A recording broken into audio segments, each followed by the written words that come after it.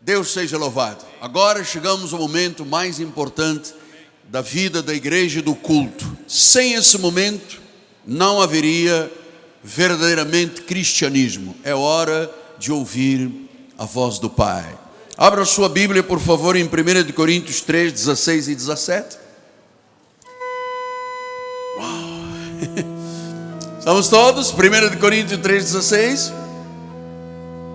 Não sabeis que sois santuário de Deus e que o Espírito de Deus habita em vós? Se alguém destruir o santuário de Deus, Deus o destruirá, porque o santuário de Deus, que sois vós,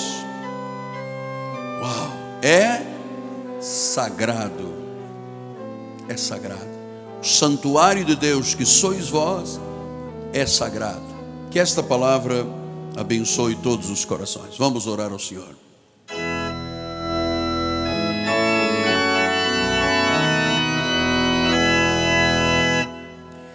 Senhor Jesus Cristo,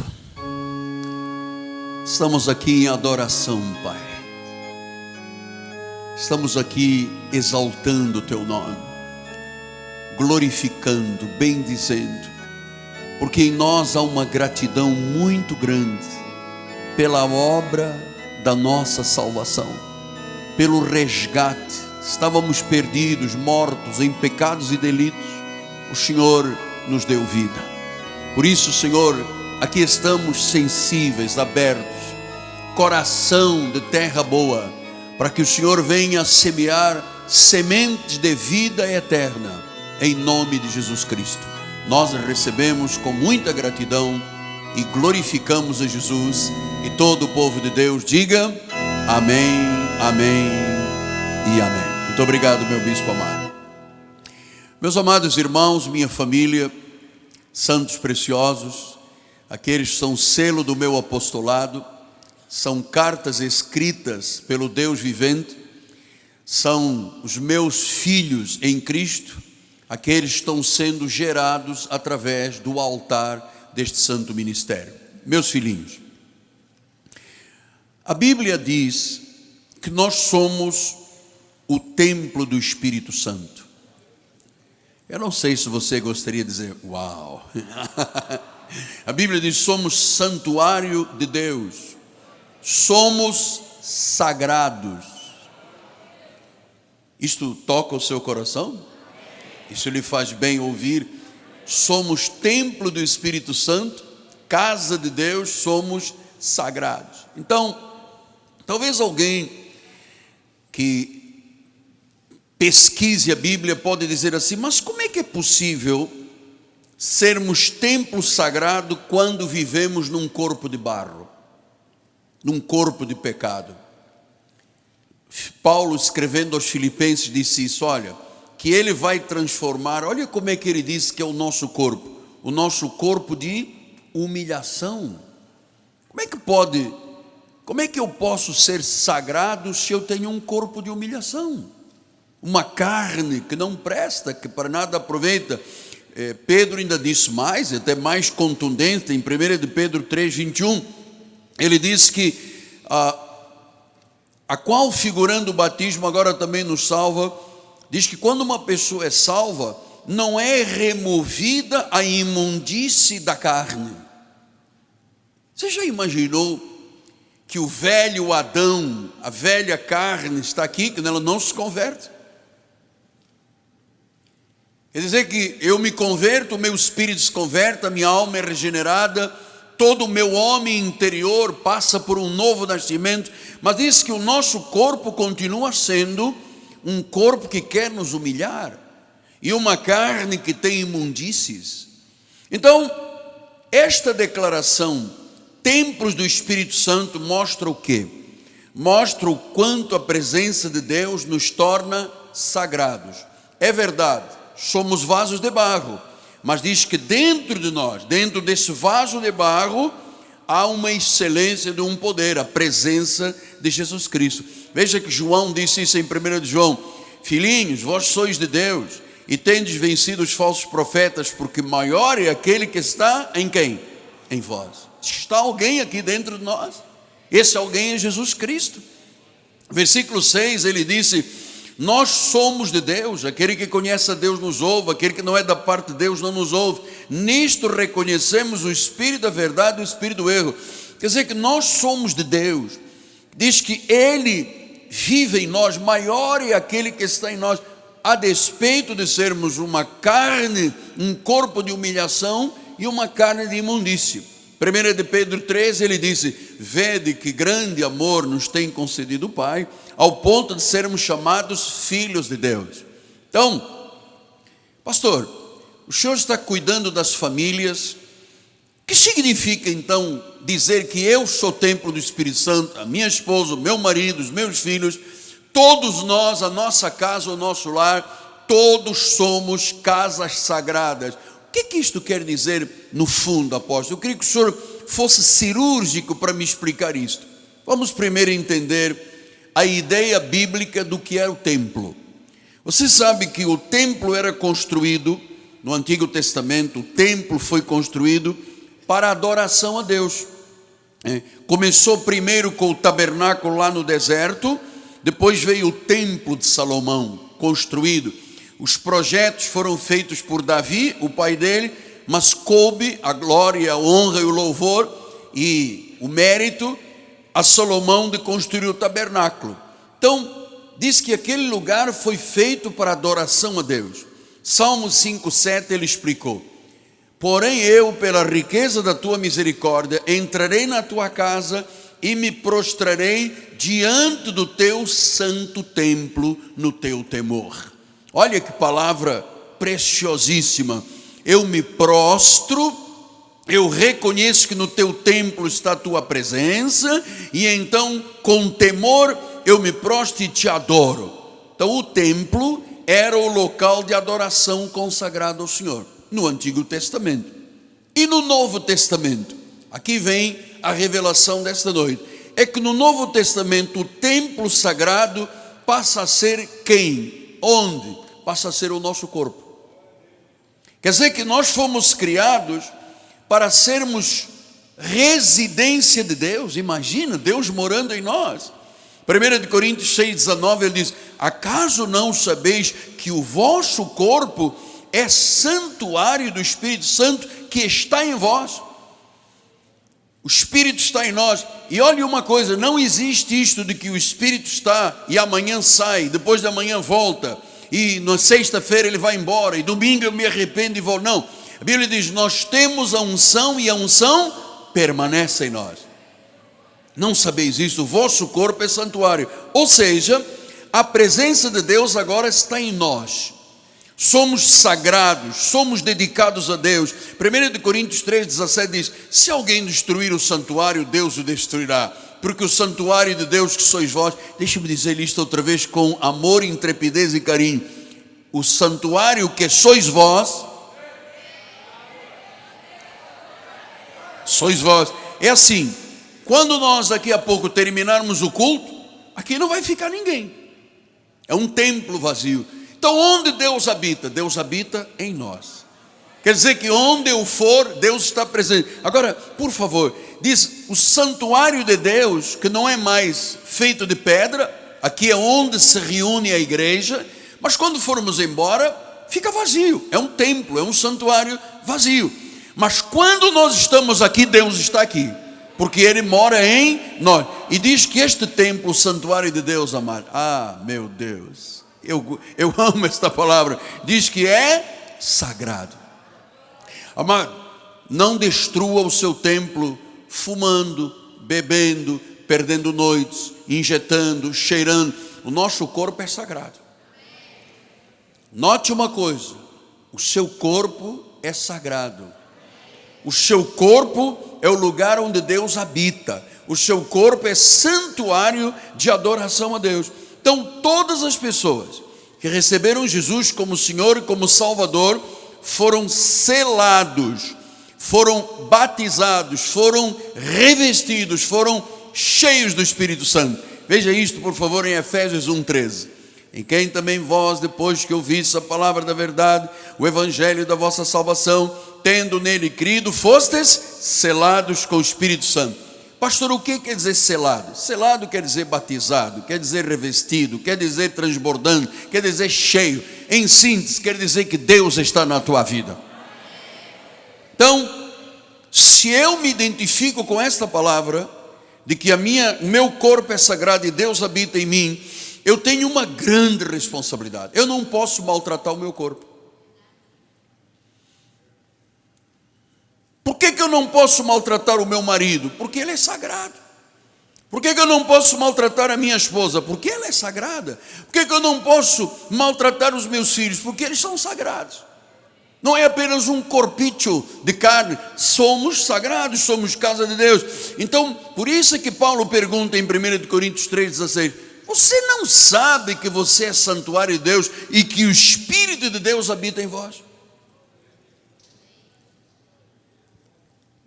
Então, se eu creio nesta verdade, o Espírito Santo habita em mim, eu tenho que saber de uma coisa: eu não posso ser instrumento de pecado.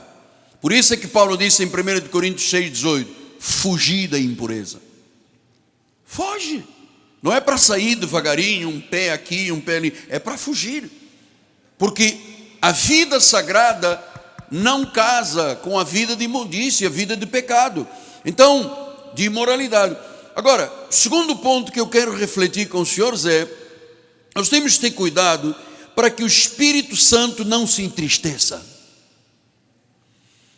Em Efésios 4,30 diz assim: não entristeçais o Espírito de Deus, no qual você foi selado para o dia da redenção. Ou seja, Cristo uma vez, Cristo para sempre, salvo uma vez, salvo para sempre, perdoado uma vez, perdoado para sempre, ungido uma vez, ungido para sempre. Agora ele diz: não entristeças.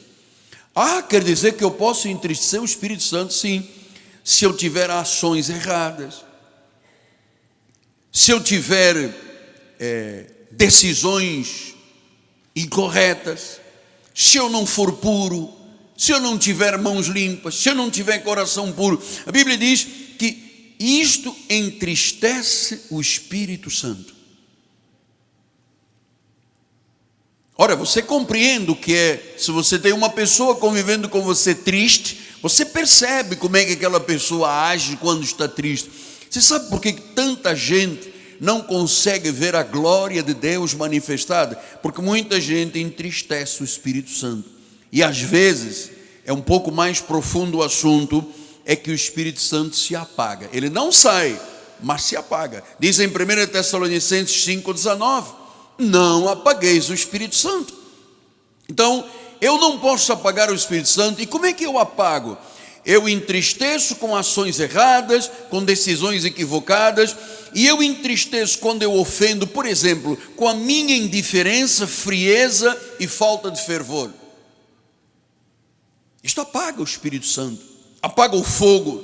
Se eu não tenho uma vida entusiasmada, sem o fogo sagrado, há uma hora que eu o apago. Então, por isso é que eu sempre digo: viver a vida da igreja é você estar num braseiro.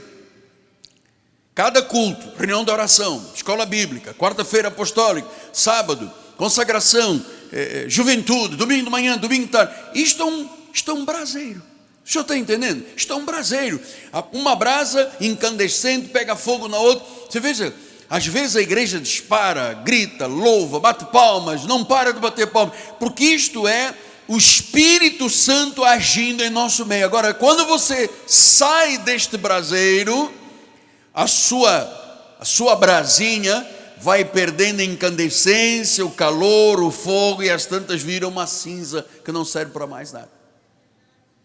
Aí a pessoa diz assim: olha, na igreja ninguém me ama, cara. Puxa, ninguém me cumprimenta, ali não tem o Espírito Santo.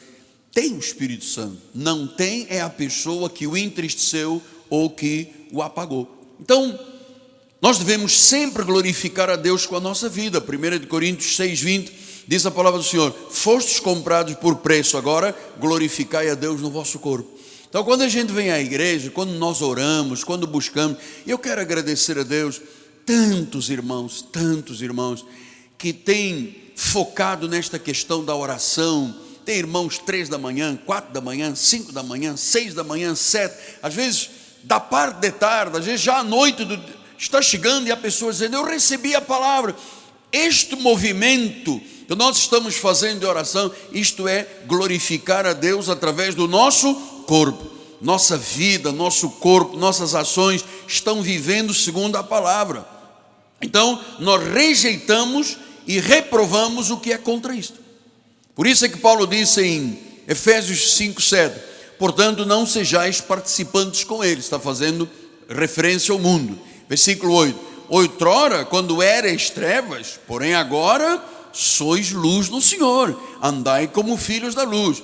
Versículo 9: porque o fruto da luz consiste em bondade, justiça e verdade. Versículo 10: provando sempre o que é agradável ao Senhor. 11: não sejais cúmplices, não pode ser cúmplice nas obras infrutíferas das trevas, antes porém reprovai-as, porque o que eles fazem em oculto, o só referir é vergonha. Versículo 13: mas todas as coisas, quando reprovadas pela luz, se tornam manifestas, porque tudo que se manifesta é luz. Então chegamos agora a um momento profundo desta meditação. Porque, irmãos, se eu sou casa sagrada, se Deus mora em mim, se Deus mandou-me fazer com que a minha vida seja uma glória para Ele, e Ele disse que eu não posso aceitar as coisas do mundo, mas pelo contrário, eu tenho que reprová-las. Eu tenho que ter uma convicção em relação ao que o mundo está falando, ao que o mundo está dizendo. E eu preciso, com temor, tremor, mas com segurança e autoridade profética, falar mais uma vez sobre esta questão do homossexualismo, sobre a legalização do casamento gay, sobre pedofilia. Porque, irmãos, isto tem confundido muito o mundo evangélico. Tem confundido muito. Ora, ou somos sagrados ou não somos sagrados. Ou Deus habita em nós ou Deus não habita em nós. Ou houve realmente uma legítima conversão, uma regeneração. Como é que Deus habita num espírito, num coração que não foi regenerado? Que o Espírito Santo não fez uma obra. Amado, eu não sou quem eu era há 42 anos atrás. Eu era católico, apostólico, romano. Deus fez uma obra tremenda. A Bíblia chama de novo nascimento, de regeneração. Como é que eu posso continuar procedendo como um idólatra, como eu era na igreja católica? Não dá. Eu queria tratar desse assunto, por quê? Porque existem posts aí e videozinhos que vão sendo mandados, infelizmente, por irmãos evangélicos. Infelizmente, por irmãos evangélicos. E chegou até mim um vídeo de um pastor drag queen. E ele diz o seguinte: olha, as igrejas nos reprimem. E ele estava ensinando a chamada igreja dele, ele estava dizendo: Deus não é homem, Deus não é mulher, Deus é transexual, Deus é polissexual, Deus é homossexual. Eu disse: meu Deus, até onde é que a desfaçatez do diabo coloca palavras na boca de uma pessoa? E você não imagina a salva de palmas que se diz quando a pessoa chega e diz assim: Deus não é homem, Deus não é mulher, Deus é trans, Deus é polissexual, Deus é homossexual, Deus é tudo. Então, amado, isto aqui, primeiro é uma inversão de papéis. A Bíblia diz que Deus é Pai, é todo-poderoso, é Rei de reis, Senhor de senhores. Não disse que Ele é Senhora de senhoras, nem Rainha das rainhas. Ele é Rei de reis, Senhor de senhores, Ele é Pai. É assim que nós vemos, para a glória do Senhor Jesus.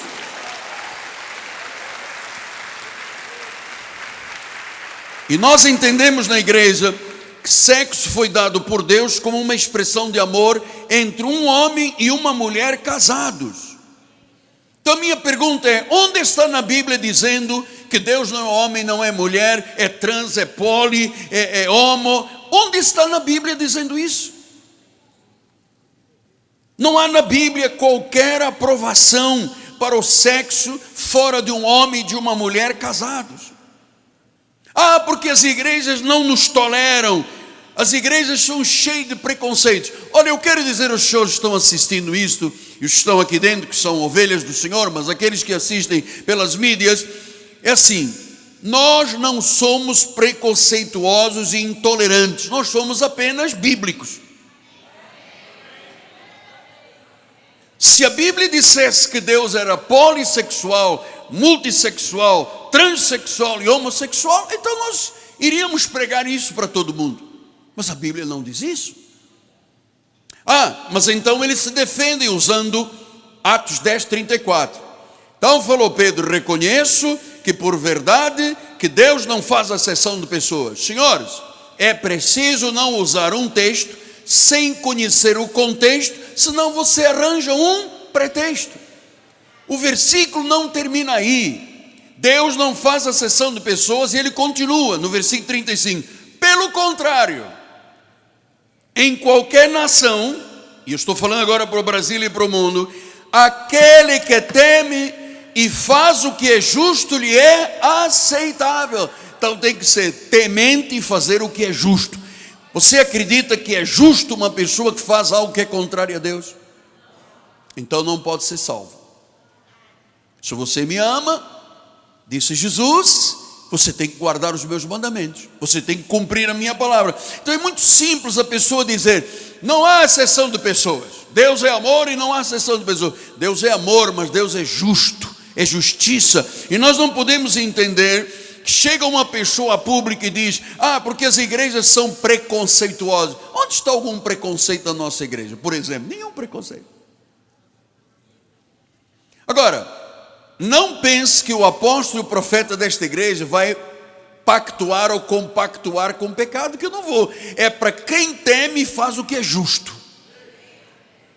Pastor, mas não é possível uma pessoa poli, trans, homo ser temente a Deus.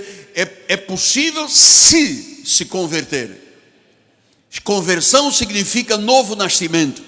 Porque senão, eu já disse aqui, nós iríamos ter uma igreja só para drogados, uma igreja só para alcoólatras, uma igreja só para homossexuais, porque Deus não faz exceção de pessoas. Todos os pecadores que vieram a Jesus, todos foram transformados. Todos foram transformados. Então, não há lugar na palavra de Deus para sexo entre pessoas do mesmo sexo.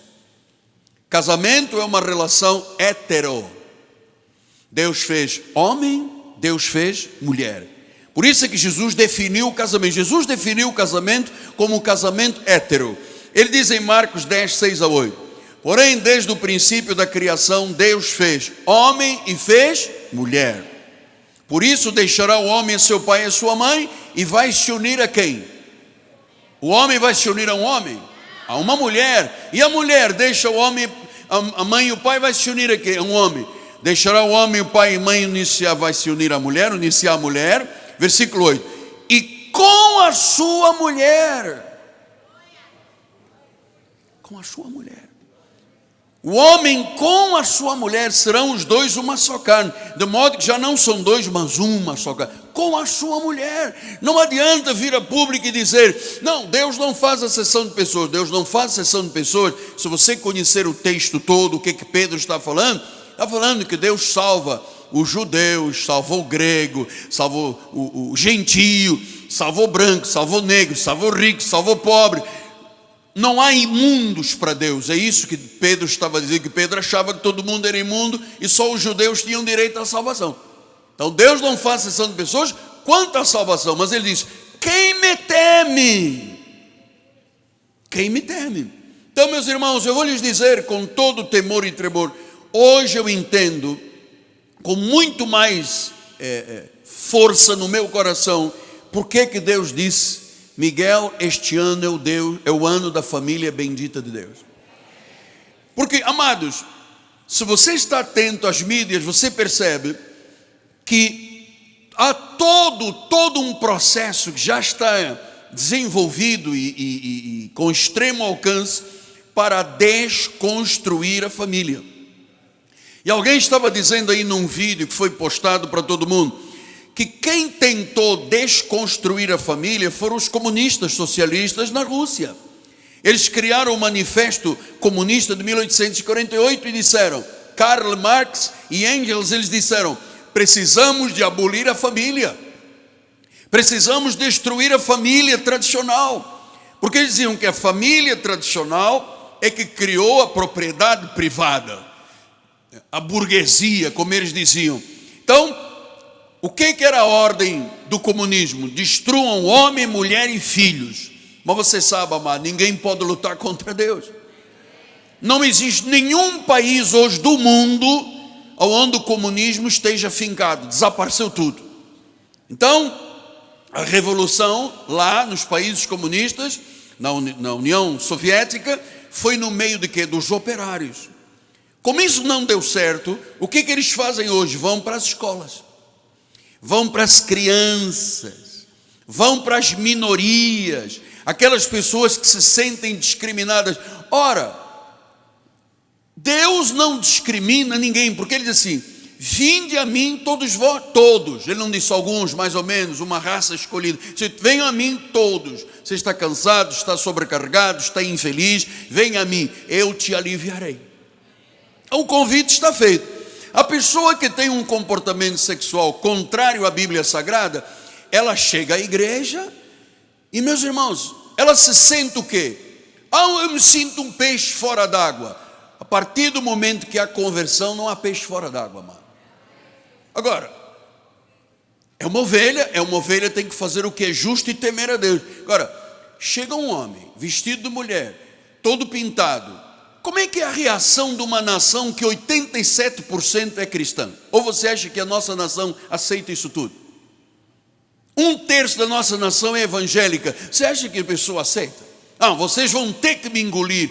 Vocês não nos engolem, então vamos abrir a nossa igreja. Esse é o problema, é que não há igreja, eclésia, com erro e pecado. Porque senão nós não diríamos a uma pessoa, larga a bebida, larga o cigarro, larga a droga. Não diríamos assim, não, Deus não faz exceção, meu irmão. Mete cabeça, cheira o que tiver que cheirar, fuma o que tiver que fumar, porque Deus te ama. E essa coisa que é uma grande hipocrisia, de, Deus ama o pecador, não ama o pecado. Amado, Deus é claro. Pecado é pecado e Deus não trata com pecado. Deus dá a chamada. Se ele é eleito de Deus, se foi predestinado em amor, se é realmente uma pedra viva, quando vem a Jesus tem que passar por uma regeneração.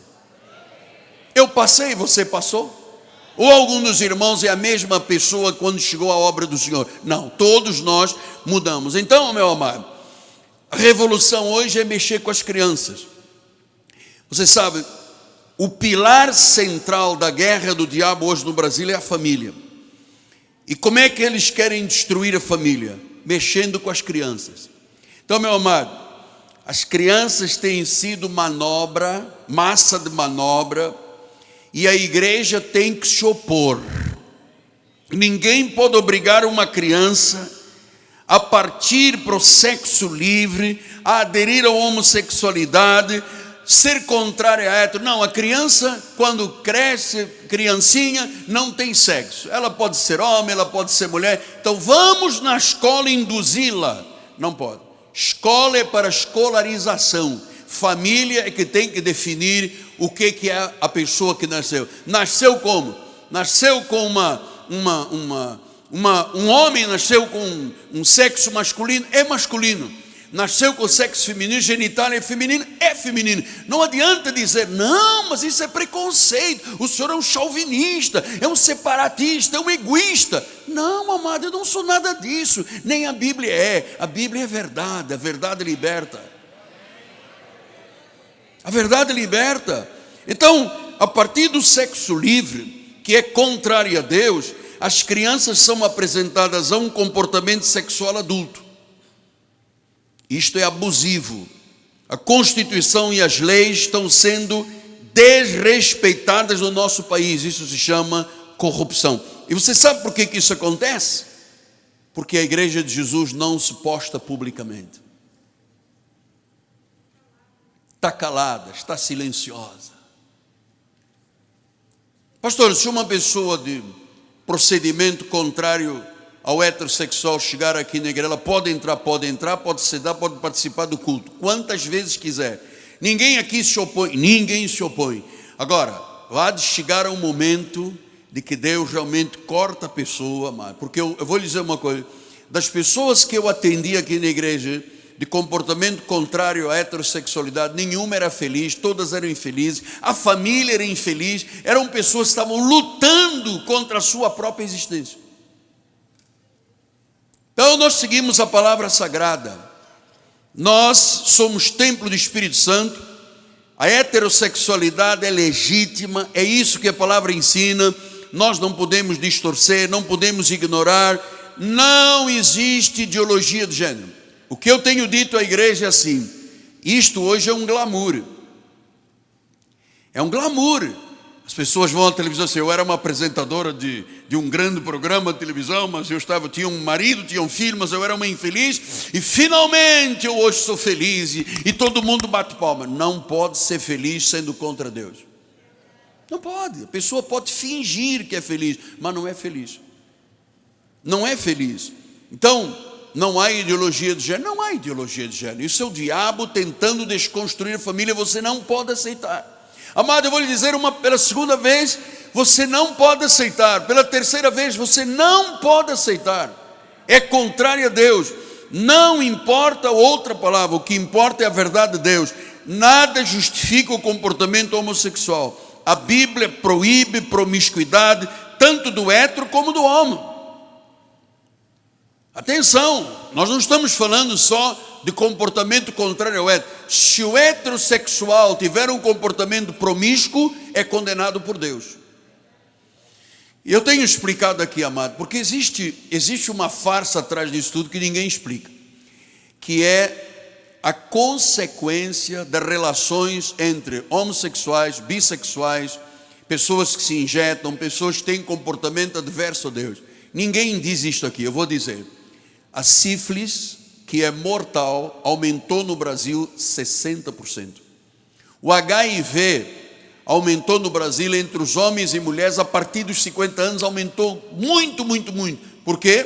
Porque as pessoas hoje tomam energéticos e elas se sentem propícias à vida sexual fora do casamento, a promiscuidade. Então, e os cânceres, apóstolo? Ninguém mostra um indivíduo terminal, amado. É um quadro terrível. Ninguém mostra uma pessoa com câncer na cervical, câncer na boca, câncer na língua, câncer na garganta, câncer no ânus, câncer no pênis. Ninguém mostra. Mas isto é uma epidemia no nosso país. Está tudo glamorizado. Tudo é um glamour. Sabe? É lúdico, é uma coisa. Você vai no Barra Shopping, amado, você vê montes de homens como homens, mulheres como mulher, todo mundo, é isso mesmo, tenho orgulho em você, é isso mesmo, cara, você assumiu. Amado, vou dizer um negócio, reprove o que Deus reprova. Reprove o que Deus reprova. Então, há grupos que estão reinterpretando a palavra, dizendo que não há sanções para o sexo livre. Amada, não há nada na Bíblia que endosse imoralidade sexual. Vida sexual se restringe ao casamento. Um homem, uma mulher casados são livres. Tem que mandar brasa.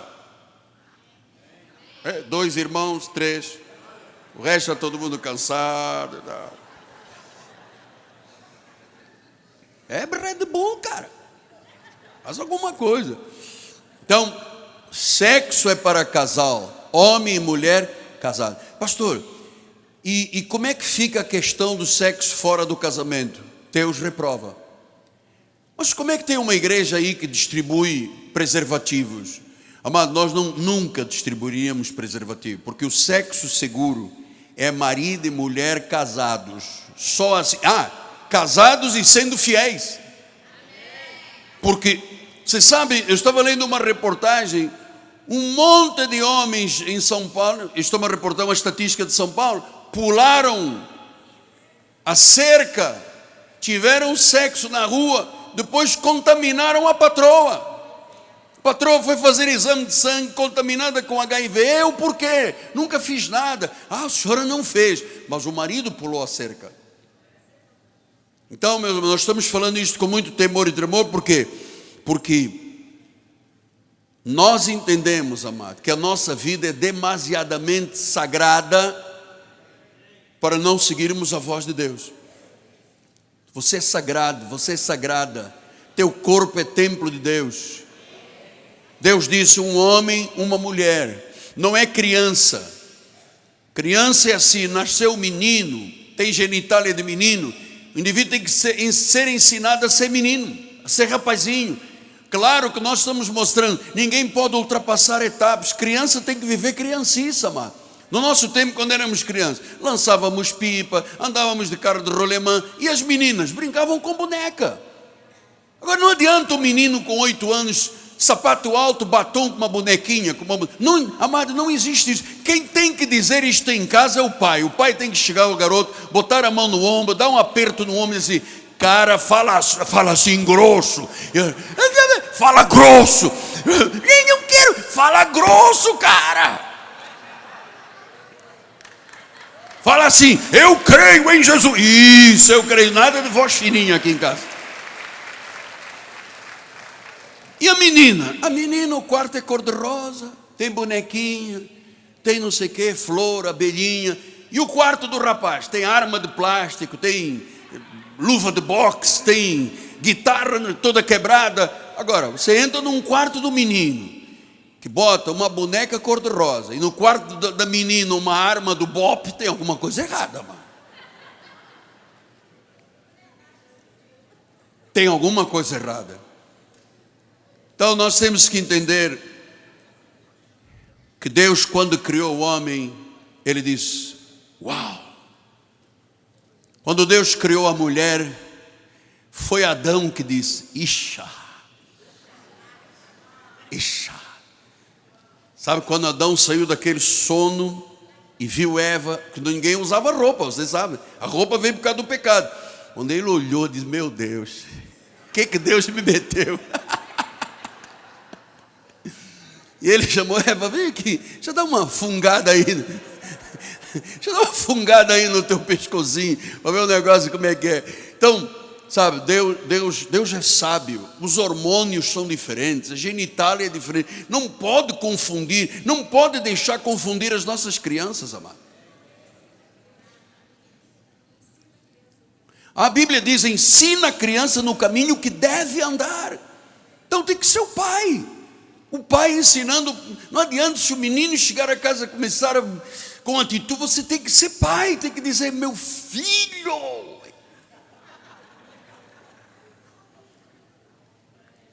Então a mãe, porque assim, escola é para escolarizar, e família é para ensinar. Então, os ensinamentos da família são muito importantes. Tenho 5 minutos, vamos lembrar em Romanos 1, 26 a 27 o que diz. Romanos 1: por causa disto os entregou Deus a paixões infames, até as mulheres mudaram o modo natural das suas relações íntimas por outro, contrário à natureza.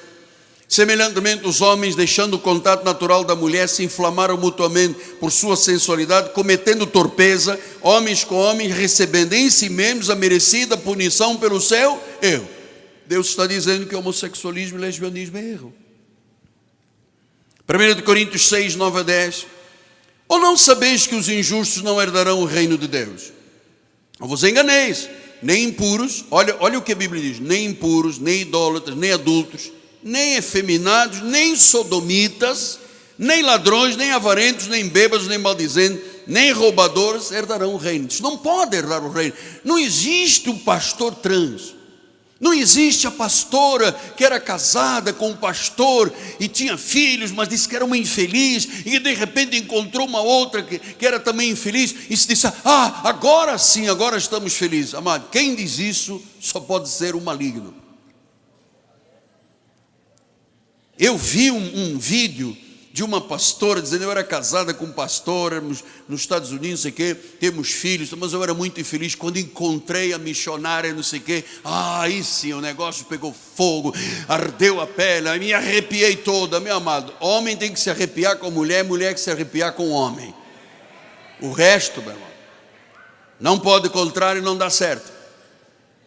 Mulher com mulher, jacaré, não dá certo. homem com homem, lobisomem, não dá certo. Judas 1,7 diz: como Sodoma e Gomorra, cidades circunvizinhas, que havendo-se entregado à prostituição como aqueles, seguindo após outra carne, são postas, por exemplo, do fogo eterno, sofrendo punição. Por que o Espírito está dizendo isso? Porque a igreja tem que ter uma voz, amado.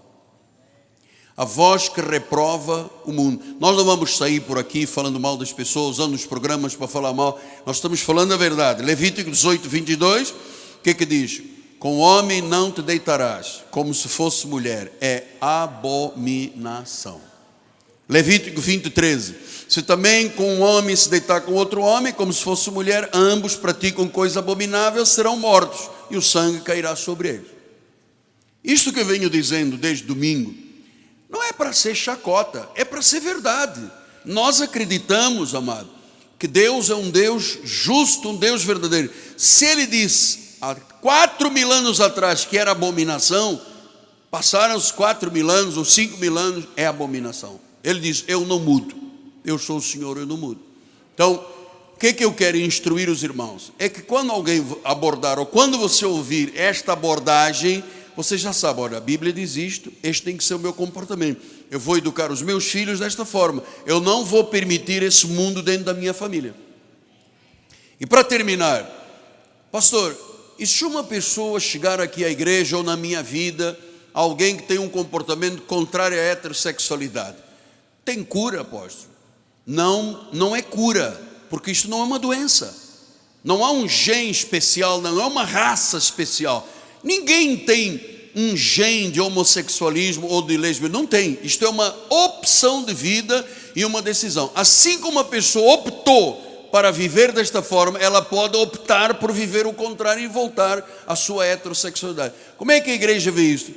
De forma maravilhosa. Se chegar aqui uma pessoa e disser: olha, eu tenho este comportamento, como eu tenho aqui no nosso ministério, eu conheço algumas 4 ou 5 pessoas que têm um comportamento ainda equivocado, não faltam aos cultos, vêm aos cultos, ninguém aponta o dedo, ninguém acusa, ninguém diz nada. Estamos esperando a obra ser feita. Amado, quando Deus opera, ninguém pode impedir. Ninguém pode impedir. E Deus é perfeito. Deus é perfeito. Então eu termino com Provérbios 1:5. Ouça o sábio e cresça em prudência, e o instruído adquire habilidade. Versículo 6. Para entender os provérbios e as palavras e enigmas dos sábios. 7. O temor do Senhor é o princípio do saber. Os loucos desprezam a sabedoria e o ensino. Os loucos. Os justos não. Os justos o recebem em nome de Jesus. Amém? Assim seja, assim diz o Senhor.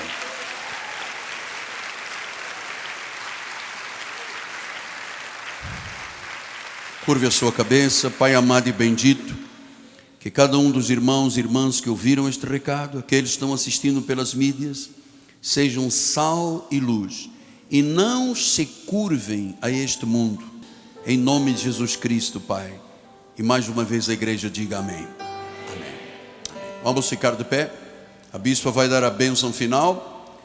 Os que puderem ficar mais 5 minutinhos, nós vamos cantar um corinho. Glória a Jesus, levante as suas mãos para os céus. Obrigada, Senhor, por esta noite de ensino, Pai, de conhecimento, Senhor. Obrigada porque nós sabemos que as instruções que vêm do céu, Senhor, são para o nosso bem. Pai amado, dá ordens aos teus anjos que nos levem em paz. Senhor, livra-nos de todos os males, Pai. E nós continuamos nesse mês de outubro, esperando o melhor vindo da tua parte, Senhor. Porque tu és aquele que promete e cumpre.